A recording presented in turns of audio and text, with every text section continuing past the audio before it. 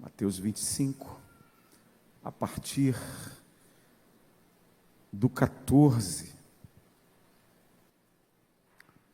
Quem achou pode dizer amém?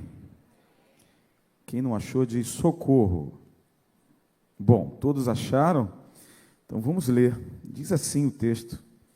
Vamos ler de 14 até o 30. Porque isto é também como um homem que, partindo para fora da terra, chamou os seus servos e entregou-lhes os seus bens. E a um deu 5 talentos, a outro 2 e a outro 1. E a cada um segundo a sua capacidade, e asentou-se ali logo para longe. E tendo ele partido o que recebera, 5 talentos, negociou com eles, granjeou outros 5 talentos. Da mesma sorte, o que recebera 2, granjeou também outros 2. Mas o que recebera 1, foi e cavou na terra e escondeu o dinheiro do seu senhor. E muito tempo depois veio o senhor daqueles servos e fez contas com eles. Então aproximou-se o que recebera 5 talentos e trouxe-lhe outros 5 talentos, dizendo: Senhor, entregaste-me 5 talentos. Eis aqui, outros 5 talentos que granjeei com eles. E o seu senhor lhe disse: Bem está, servo bom e fiel. Sobre o pouco foste fiel, sobre o muito te colocarei. Entra no gozo do teu senhor. E chegando também, o que tinha recebido 2 talentos, disse: Senhor, entregaste-me 2 talentos, eis que com eles granjeei outros 2 talentos. Disse-lhe o seu senhor: Bem está, servo bom e fiel. Sobre o pouco foste fiel, sobre muito te colocarei. Entra no gozo do teu senhor. Mas chegando também o que recebera 1 talento, disse: Senhor, eu conhecia-te, que és um homem duro, que ceifas onde não semeaste, e ajuntas onde não espalhaste, e atemorizado escondi na terra o teu talento. Aqui tens o que é teu. Respondendo, porém, o seu senhor disse-lhe: Mau e negligente servo, sabias que ceifo onde não semeei e ajunto onde não espalhei? Devias então ter dado o meu dinheiro aos banqueiros, e quando eu viesse, receberia o meu com os juros. Tirei-lhe, pois, o talento, e dai-o ao que tem os 10 talentos, ou tirai-lhes, porque a qualquer que tiver será dado, e terá em abundância, mas o que não tiver, até o que tem se lhe há tirado. Lançai, pois, o servo inútil nas trevas exteriores, ali haverá pranto e ranger de dentes. Glória de Deus, essa é a palavra do Senhor. Meus irmãos, hoje é terça-feira da palavra, e de forma muito automática, todas as vezes que vamos pregar para um público que senta e para ouvir uma boa palavra, o pregador, ele sempre tem um desejo ou um desafio pessoal de extrair grandes lições para a vida, lições doutrinárias, lições teológicas do texto, a fim de que ele seja um texto profundo, com aplicações muito profundas. Mas essa noite eu confesso para você que o que eu quero pensar nesse texto, não que eu vá dar uma conotação diferente, mas o olhar que eu quero ter sobre esse texto, é sobre aquilo que ele tem falado comigo durante já muitos anos. Eu não preparei essa palavra, mas ela veio no meu coração no momento em que eu estava sentado ali. Nos últimos anos, eu tenho pensado muito sobre como vai ser o meu encontro com o Senhor. E eu penso que essa deve ser uma preocupação de todo crente. Imagina você viver a fé durante tantos anos, servir a Deus há tantos anos, passar uma vida dentro de uma religião, de uma igreja, dentro de um caminho, e chegar no final dessa história, da história da sua vida, da sua existência, e não ser aprovado por Deus. Eu tenho pensado muito sobre isso. Eu tenho pensado muito em encontrar o meu mestre. Alguns anos atrás, eu cheguei num certo estado psicológico de insatisfação, de frustração com esse mundo, com as coisas que eu vivia nesse mundo.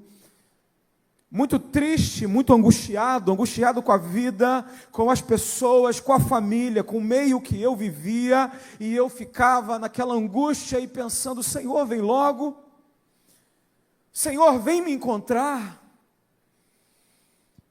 Esse mundo já não é mais para mim, eu não quero mais estar nesse lugar. Esse lugar, a cada dia que ele passa, ele está perdendo sentido para mim. Nada mais nesse mundo faz sentido para mim, porque o Senhor não vem logo. E eu falava para os meus amigos, falava para a minha família, existia uma insatisfação tão grande no meu coração, uma insatisfação, uma falta de propósito e outras coisas que aconteciam na vida, e eu dizia: Senhor, vem logo. E eu falava para a minha família: olha, se Deus me levasse agora, eu estaria muito feliz. Eu queria encontrar com o meu mestre, eu queria me encontrar com o meu Senhor, abraçá-lo,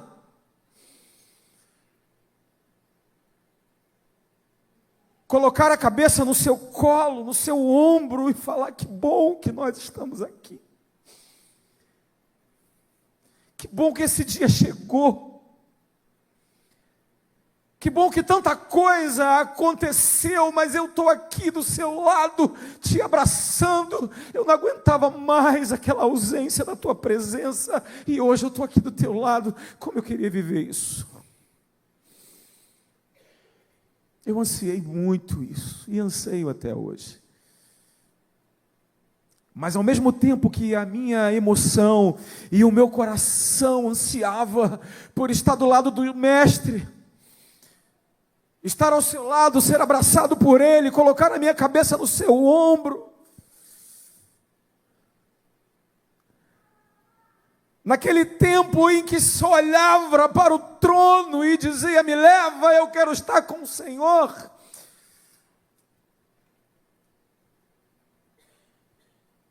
Vinha uma pergunta na minha mente, e a minha mente, ela obrigava o meu coração a ficar um pouco de lado, e me fazer pensar numa realidade que todos nós precisamos pensar. Essa palavra é uma palavra muito conhecida, principalmente você que é cristão há muito tempo, você já deve ter lido diversas vezes, mas os ensinamentos espirituais são profundos demais, e a minha mente então me levou a pensar na realidade dessa palavra.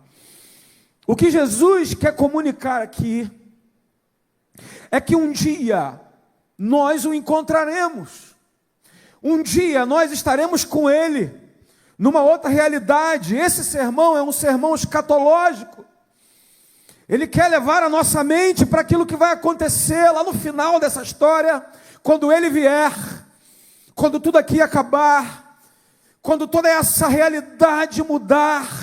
Existe uma pergunta que será feita antes de nós abraçarmos a Ele, antes de nós deitarmos a cabecinha no colo do mestre. Existe uma pergunta que Ele vai fazer para mim e também vai fazer para você.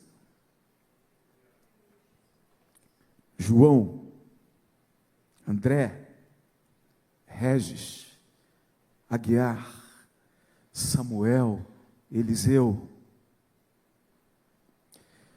o que você fez com tudo aquilo que eu dei na sua mão para você cuidar?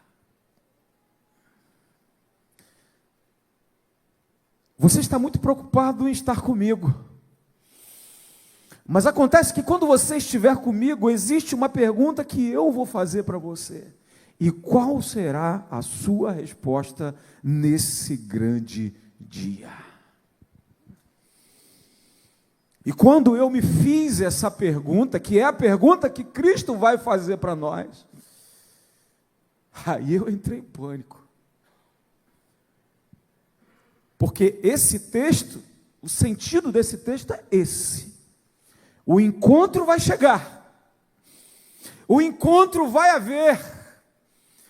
Todos nós estaremos com o Senhor em algum momento. Até aqueles que não estarão com Ele pela eternidade também vão prestar contas a Ele. Homens bons, homens maus, homens fiéis, homens infiéis, todos se dobrarão ante dele. Primeiro para reconhecer que Ele é o Senhor.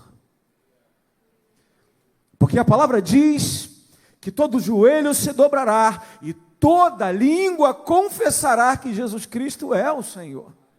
Amém? E também a palavra diz que todos os homens, além disso, prestarão contas a Ele.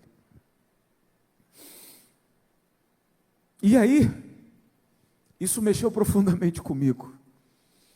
E eu queria que você, essa noite, e eu te confesso que eu não estou colocando o meu olhar aqui, o meu olhar de professor, de teólogo, nada disso. Eu estou olhando para essa mensagem com um olhar de servo do Deus Altíssimo, que está muito preocupado nesse grande dia que iremos nos encontrar com Ele.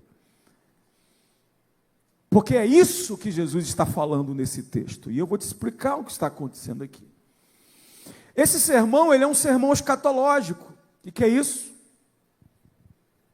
Ele está preparando o povo para os últimos dias, os últimos tempos, quando ele vier encontrar o seu povo. E nesse momento, se você pegar esse ponto aqui da Escritura, você vier voltando nos textos anteriores, você vai perceber que existe uma preocupação muito grande de Jesus de preparar o povo para esse encontro. Então, o que ele faz? Se você voltar aqui, ele vai pregar, exortação à vigilância, a parábola dos dois servos, onde tem um servo inútil, um bom servo e um mau servo, a parábola das 10 virgens para manter a lamparina acesa, esperando o noivo. Ele está preparando as pessoas para esse momento. E aí, quando chega nesse ponto, e ele falando sempre em parábolas, então ele vai colocar aqui a parábola dos talentos. E o que diz essa parábola? Ele fala de um senhor. Esse senhor, um homem de muitas posses, muito rico. Era comum da época, quando um homem de muitas posses, alguém bem-sucedido, ele saía da sua cidade, ele ia para um outro lugar, ele precisava de alguém que administrasse tudo o que ele tinha. Esse era o papel, por exemplo, do mordomo. É daí que vem a mordomia. Mordomia é o quê? Mordomia é cuidar de tudo do seu senhor. Isso é mordomia. E os bons alunos da escola bíblica dominical entendem muito bem sobre isso. Então ele diz que um senhor, ele sai e pega os seus bens, como era muito comum naquele tempo, e dá para cada um cuidar. O papel desses homens não era guardar o que era do seu senhor. O papel desses homens era pegar o que era do seu senhor e fazer com que esses bens se multiplicassem. Esse era o papel deles, não era guardar nem proteger, era multiplicar. Então, ele propõe essa parábola. Ele pega 5 talentos, e talento aqui não é dom, não é capacidade, nada disso, chamado. Talento é medida monetária, dinheiro, bens. Quando ele fala de talento, ele está falando disso, de bens, de riqueza, de dinheiro. Ele começa falando sobre talento e depois ele explica a questão do dinheiro. Então ele pega os seus bens, aquilo que ele tinha de valor, reparte. E ele fala, o papel de vocês é cuidar disso aí para mim, faz esse negócio multiplicar. Um dia, nós vamos acertar nas nossas contas, daquilo que eu dei para vocês, e como que vocês vão me devolver. E o texto diz que esse senhor volta, E quando esse senhor volta, ele vai até esses homens para prestação de conta. Aquele que lhe deu mais talentos, o que acontece? Ele pega e entrega muito mais. Ele entrega muito mais do que recebeu. E um talento desse, meus irmãos, isso tem um valor muito grande. Para você ter noção, um talento, ele valia mais do que uma jornada de 1 ano de trabalho. Muito mais. Então, alguém que servisse a um senhor, dificilmente ganharia isso, mesmo que fosse um. Ele trabalharia o ano inteiro e não ganharia nenhum talento. Então o Senhor olha para eles, vê a capacidade de todo mundo e vai e reparte de acordo com a sua capacidade. Ele olha isso, ele percebe quem é cada um dos seus servos. O que ganhou 5, fez render. O que ganhou 2, lhe fez render. Mas um desses homens que ganhou 1 talento, ele demonstra um total descaso. Ele demonstra que ele não conhecia o seu Senhor, porque o texto diz que a visão que ele tinha sobre o seu Senhor é totalmente equivocada, e ele não faz com que os bens, com que as posses do seu Senhor renda. Ele, com medo, com pavor, ele enterra e faz com que seja totalmente inútil aquilo que o seu Senhor lhe deu. Então, quando nós olhamos esse texto, tentando extrair dele esse momento que o Senhor Jesus está dando um ensinamento espiritual tão profundo, se eu for extrair daqui ensinamentos espirituais, eu vou ficar aqui com mais de 10, 15, 20, 30 ensinamentos, porque esse texto é muito profundo, mas eu quero ser muito breve essa noite e extrair pelo menos 4 ensinamentos muito profundos desse texto. E a primeira coisa que ele me ensina é que tudo, absolutamente tudo que eu tenho não pertence a mim, mas pertence ao meu Senhor. Existe uma frase muito conhecida que diz que não existe 1 centímetro quadrado no domínio de nossa existência humana sobre a qual Cristo, que é soberano sobre tudo, não clame: é meu. Nada. Sabe, o melhor, o maior, o mais perfeito bem da sua vida, da minha vida, a maior posse, a maior conquista, o lugar mais fundo que nós fomos, ele não pertence a nós, mas ele pertence ao Senhor. Uma frase que é até muito atribuída a Lutero, mas muitos dizem que é de Abraham Kuyper.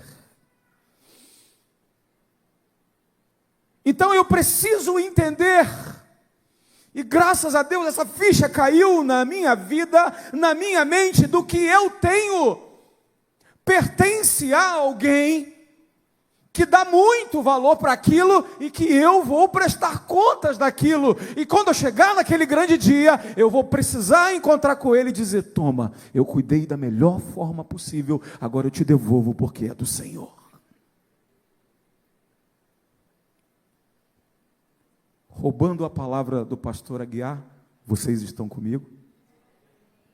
Eu sempre fazia isso aqui na terça, quando ele não estava. Ana sabe, né, Ana? Ali. Tudo é do Senhor. Tudo. E quando eu digo tudo, eu não estou querendo falar de algo que você tem em quantidade. Tudo. O nosso dinheiro, ele não é nosso. Os nossos bens não são nossos. A nossa família, ela é uma herança que Deus nos deu. E muitas vezes, irmãos, me perdoe o que eu vou falar, nós estamos tratando aquilo que é do Senhor como se fosse nosso, e não é.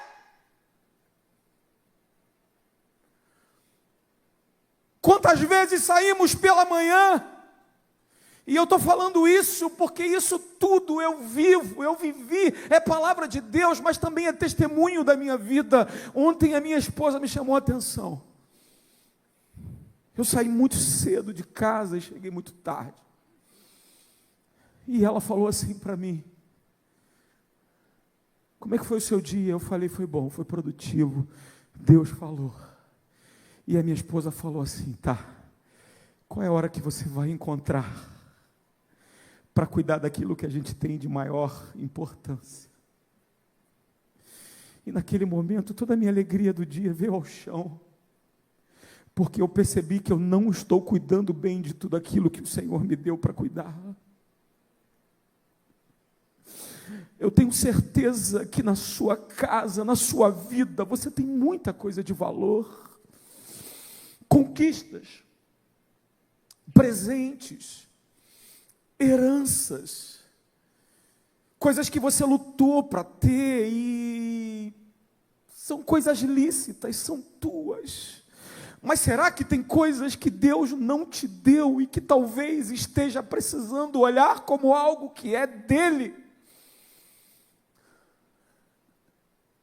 Sabe aquela criança que está na sua casa clamando por atenção? Ela não é tua.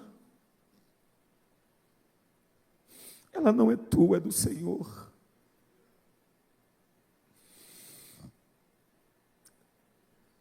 Sabe aquela esposa, aquele marido, que muitas vezes está precisando de um tempo de mesa, para simplesmente tomar um café e falar como foi o seu dia? Essa pessoa que dorme com você todas as noites, e está sentindo falta da tua presença, ela pertence ao Senhor, e você vai dar conta da vida dela.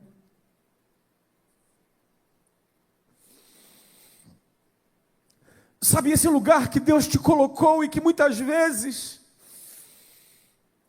a gente fica falando: eu não queria estar aqui, eu não queria estar nesse lugar, isso não é para mim e tal. Sabe, esse lugar, pode ser que amanhã você não esteja, mas se você está ali, é uma porta que Deus abriu, foi Ele que colocou você lá para edificar aquele lugar. As pessoas de lá são responsabilidades suas, minhas, porque tudo pertence ao Senhor. Sabe a sua faculdade? Ela não é sua.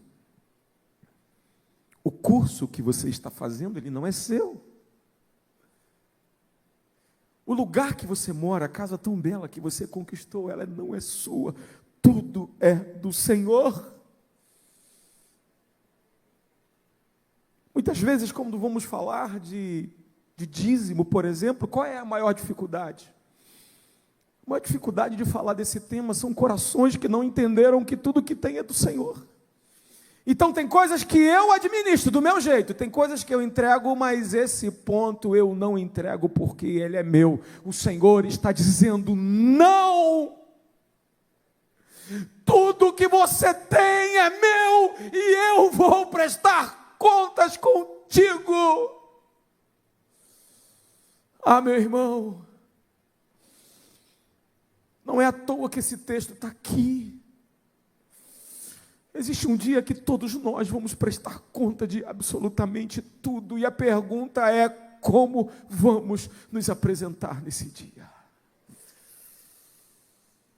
Bem, eu vou correr, mas no ponto 2 diz o seguinte: o texto diz que esse Senhor, e o texto ele é claro, o Senhor aqui é Jesus, e esses homens somos nós, é simples assim.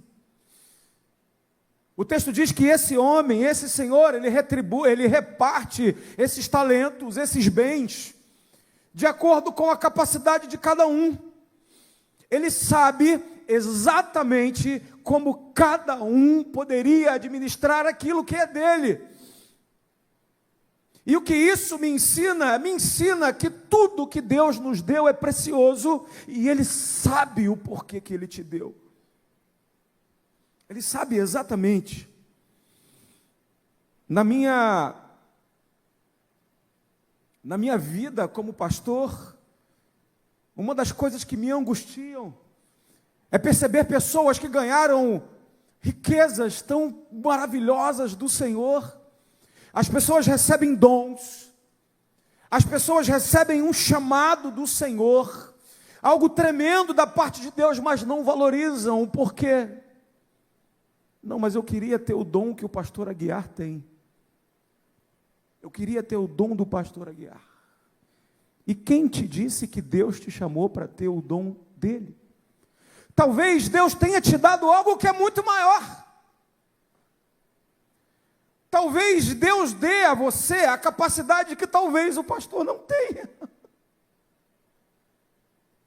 Mas Ele viu nele uma capacidade e viu em você outra, e por isso te deu alguma coisa que era para você, que era para mim. Eu me lembro que há muitos anos atrás, eu recebi essa palavra de Deus. Eu acompanhava homens que eu era fã. Dr. Russell Shedd, olha como eu amava aquele velhinho. Meu Deus, como eu amava. Cresci ouvindo aquele homem. Bispo Robson Cavalcante. Outros grandes homens de Deus que eu falava, Senhor, eu quero ser como esse homem. Eu quero ter o que ele tem. Eu quero ser exatamente uma cópia do que ele é. Teve um dia que o Senhor chegou para mim e falou assim, quem disse que o que eu tenho para você é o que eu tenho para ele?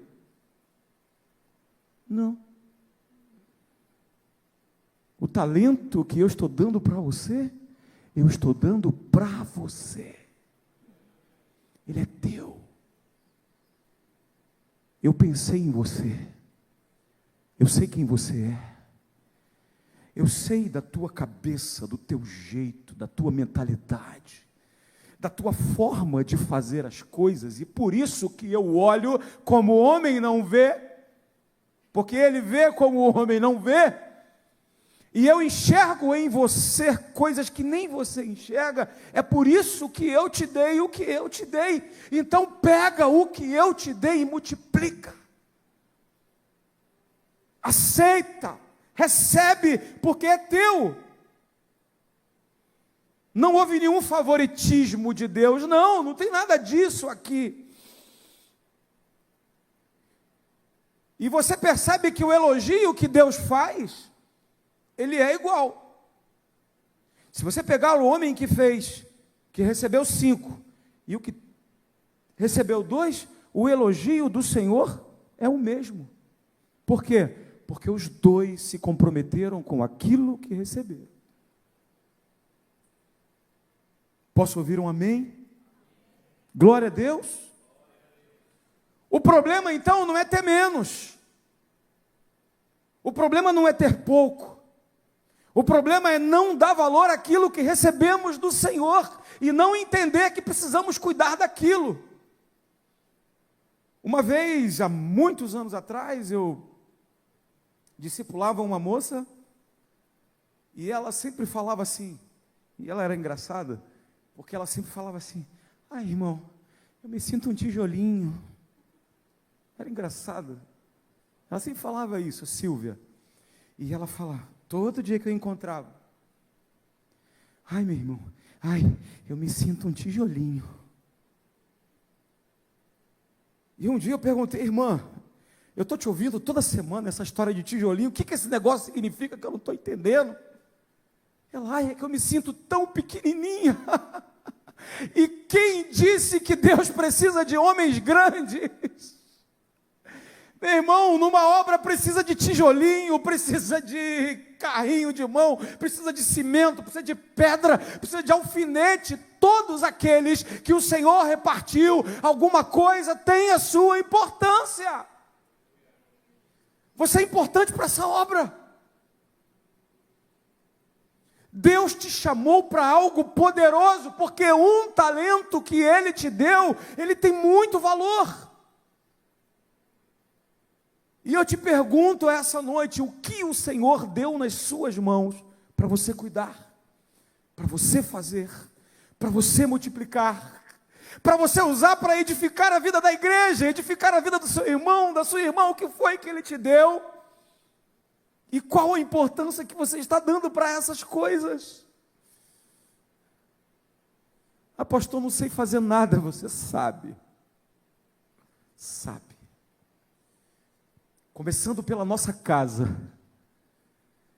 Começando por aqueles que Ele nos deu para cuidar.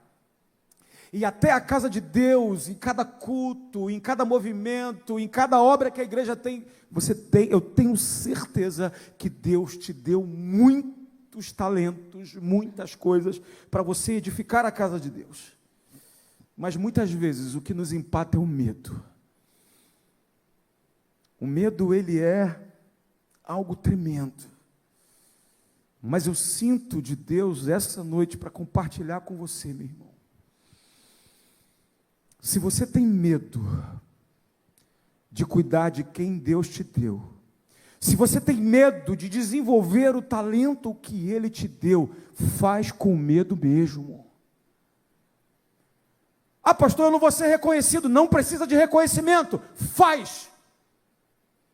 Pastor, estou cheio de medo de fazer aquilo. Faz com medo.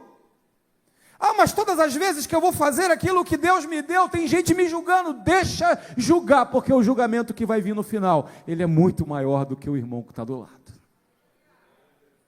Você pode glorificar o nome do Senhor. Querido, o medo, ele não pode governar aquele que serve o Rei dos Reis e o Senhor dos Senhores. Aonde Deus governa, o medo não governa. Se você está com medo de fazer o que Deus te deu, vai com medo. Você serve a um Deus que é muito maior do que o medo que você tem. Aleluia! E a gente já caminhando para o final, eu volto na minha introdução. Eu queria me encontrar com Cristo, pensando em encontrá-lo e sorrir para Ele,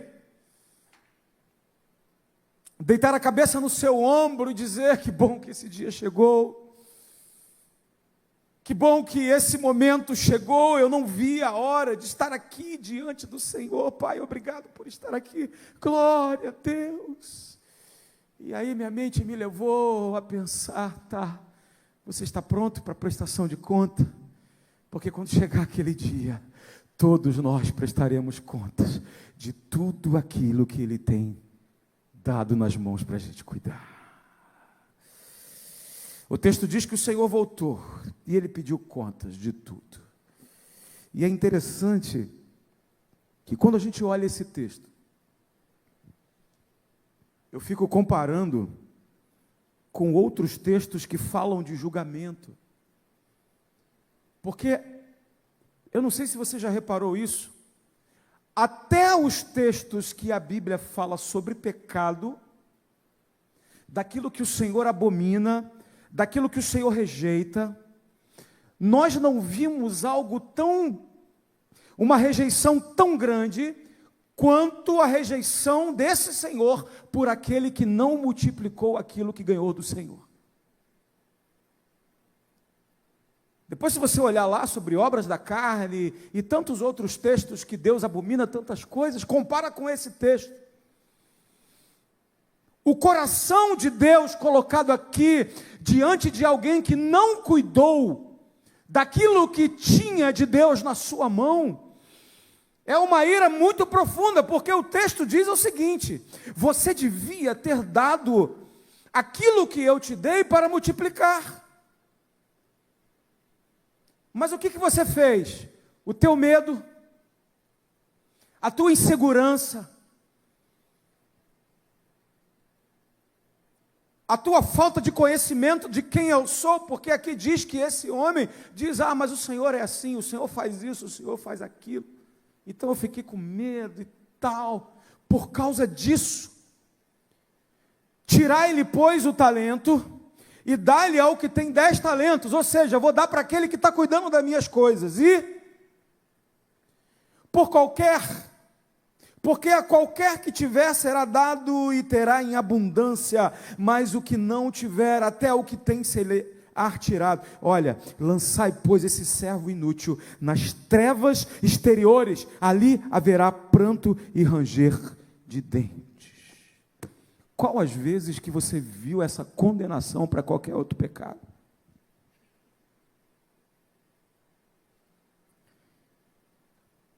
Nessa noite,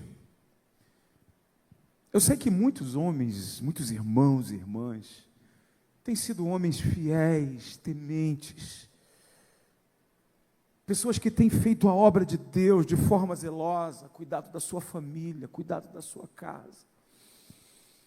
Mas, queridos, muitos de nós temos pegado aquilo que o Senhor tem nos dado de mais valioso e colocado debaixo da terra, por medo, por insegurança, muitas vezes por não aceitar aquilo que Ele nos deu, querendo coisas que ainda talvez não seja o tempo, talvez não seja para nós, talvez seja para um outro momento, mas a gente pega coisas que são tão valiosas em terra, muitas vezes pisa em cima, o Senhor vai voltar, e Ele vai pedir contas, e nesse momento, o que diremos a Ele? Talvez exista coisas enterradas na sua vida, um dom que foi esquecido,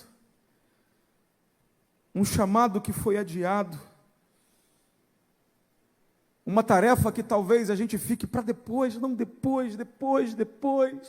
Um dia eu faço, um dia vai chegar, eu sei que eu tenho um dom para isso, mas um dia, e eu confesso para você, eu fui esse homem, eu fiz isso durante muito tempo, depois, primeiro a minha vida, primeiro os meus negócios, primeiro o meu dinheiro, primeiro os meus carros, primeiro as minhas coisas, e eu não dava conta de que tudo que eu tinha era do Senhor, os meus bens, as minhas coisas, a minha família, os meus projetos, o meu futuro, o meu dom, tudo é dele, por ele, para ele,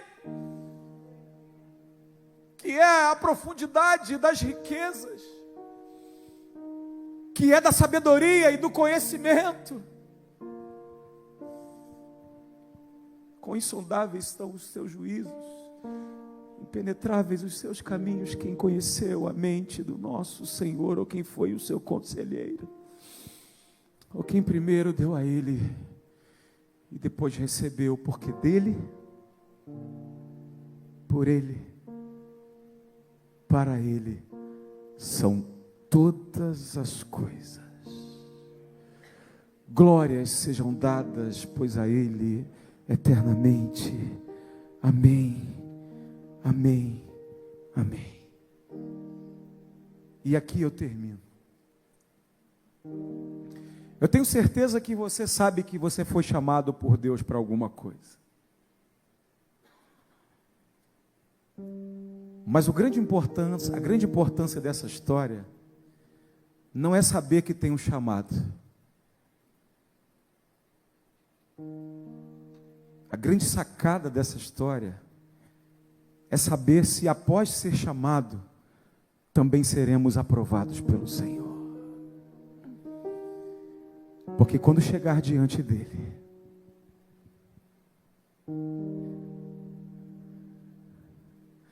não vai adiantar ter sido chamado pelo Senhor, mas o que vai valer realmente é se fomos aprovados na grande tarefa que Ele colocou nas nossas mãos. E então ouviremos: servo bom e fiel, entra para o gozo do teu Senhor. Vamos ficar de pé essa noite. Pastor, podemos orar? Glória a Deus. Fecha teus olhos nessa noite.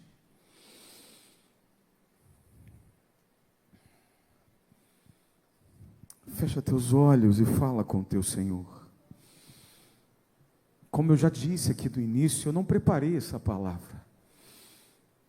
Eu compartilhei com você algo que tem tocado muito o meu coração nos últimos tempos. E eu acredito que é o que o Senhor queria te comunicar essa noite. Eu tenho certeza que na tua casa tem uma família. Eu tenho certeza que na tua trajetória existem pessoas. Eu tenho certeza que nas tuas mãos existe um dom. Eu tenho certeza que no teu histórico de vida existem conquistas. Existem coisas de valor. Existem pessoas que o Senhor te deu. Existe um talento que o Senhor colocou na tua vida, e a pergunta é: o que você tem feito com aquilo que eu te dei? Senhor meu Deus, nós estamos na tua presença essa noite, ouvindo a tua palavra que nos diz, Senhor, que tudo que temos é teu. E Pai, para nós é um grande privilégio,